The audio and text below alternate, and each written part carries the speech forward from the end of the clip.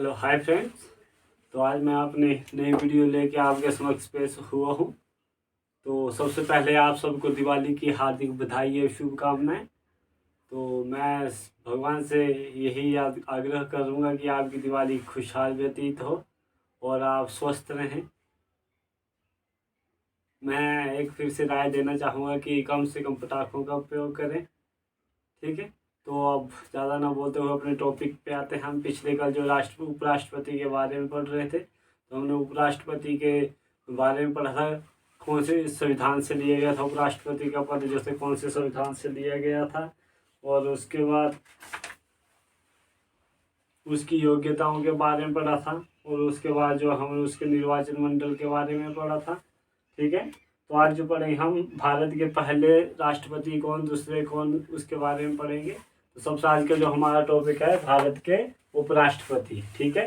तो अब मैं बात करूंगा सबसे पहले डॉक्टर सर्वपल्ली राधाकृष्णन। ये मैंने कल भी आप लोगों को बताया था कि हमारे जो पहले राष्ट्रपति उपराष्ट्रपति कौन थे, वो थे डॉक्टर एस राधाकृष्णन। तो इनका कार्यकाल जो था 1952 से लेकर 1962 तक रहा था, ठीक है। दूसरे थे हमारे डॉक्टर जाकिर हुसैन। इनका कार्यकाल जो 1962 से लेकर 1967 तक रहा था, ठीक है। तीसरे हमारे उपराष्ट्रपति थे वी गिरी, ठीक है। तीसरे हमारे जो उपराष्ट्रपति थे वो थे वी गिरी। इनका कार्यकाल जो था 1967 से लेके 1969 तक रहा था, ठीक है। तो अगला हमारे गोपाल स्वरूप पाठक चौथे जो हमारे उपराष्ट्रपति थे वो थे गोपाल स्वरूप पाठक। इनका जो 1969 से लेके 1974 तक जो है कार्यकाल रहा था।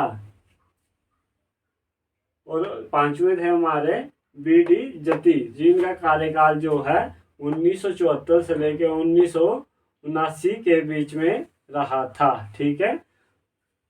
छठे जो हमारे मुख्य उपराष्ट्रपति थे, जो छठे उपराष्ट्रपति थे हमारे न्यायमूर्ति मोहम्मद हिदायतुल्लाह। क्या थे?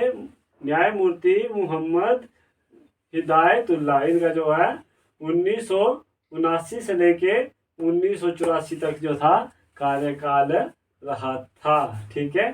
सातवें जो हमारे उप मुख्यमंत्री हुए वो थे आर वेंकटरमन, ठीक है।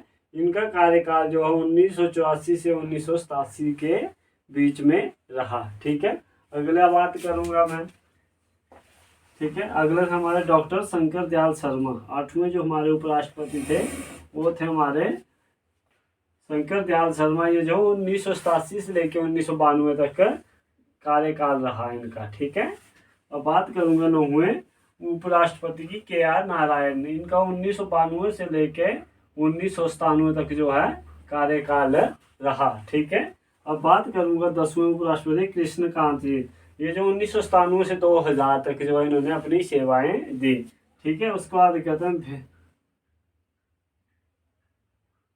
अगले 11वें जो हमारे उपराष्ट्रपति थे वो थे भैरव सिंह शेखावत, ठीक है। इनका कार्य 2002 से लेके 2007 तक रहा, ठीक है।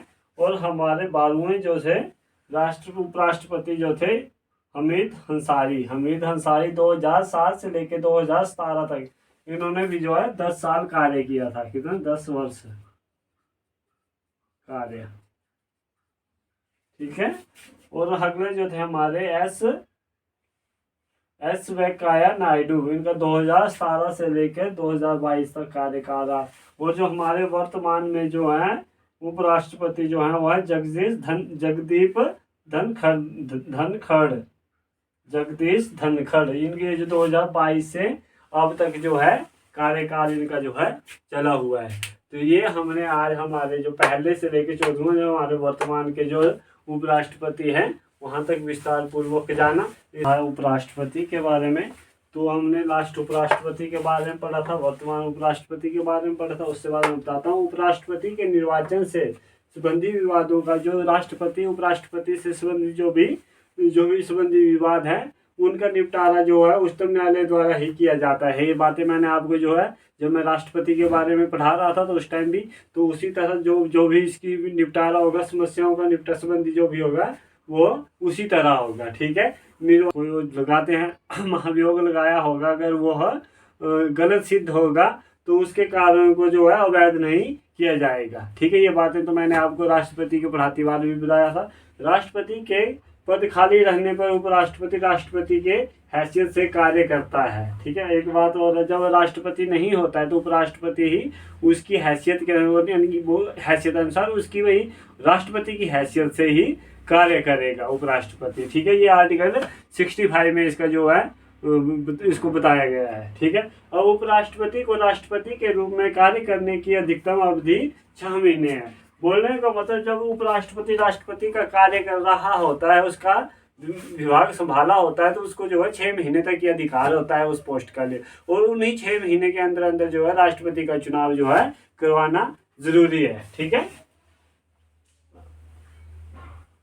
अब राष्ट्रपति के रूप में कार्य करते समय जब जो उपराष्ट्रपति जो राष्ट्रपति के रूप में जो है कार्य कर रहा होता है, तो उसको जो जितनी भी राष्ट्रपति की शक्तियां होती हैं, बोलने का मतलब जब उपराष्ट्रपति जो है राष्ट्रपति का कार्यभाग जो संभाल रहा होता है, तो उसको पूरी शक्तियां हैं जो राष्ट्रपति को दी हुई हैं, चाहे वो उन्मुक्तियां, उपलब्धियां, भत्ते और विशेष अधिकार, जो राष्ट्रपति के विशेष अधिकार थे वो ही उपराष्ट्रपति को भी होंगे। और एक बड़ी जरूरी एक जो नोट है, जो जरूरी ये बात है, जिस किसी कार्य कालावधि में जब कोई अगर ऐसा कार्यकाल हो या कार्य अवधि हो आ गई हो, जब उपराष्ट्रपति को जो राष्ट्रपति का कार्यभार संभालना पड़ रहा हो, तो उपराष्ट्रपति राष्ट्रपति के रूप में कार्य करता है। वह राज्यसभा के सभापति के पद के जो कार्य होते हैं राज्यसभा के जो उपराष्ट्रपति के, तो उन कार्यों को नहीं करेगा फिर वो,